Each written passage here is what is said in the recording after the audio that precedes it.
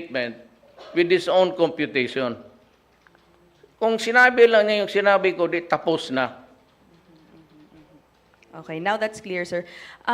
You're saying that you are ordering his resignation. Just to be direct, sir, are you firing Mr. Kung namatay Faeldon? lahat yung, palagay mo pinatay yung 1,700, di, ilibing natin. So, kung if they will also cry for blood, like what's happening now, I'm ready to be impeached.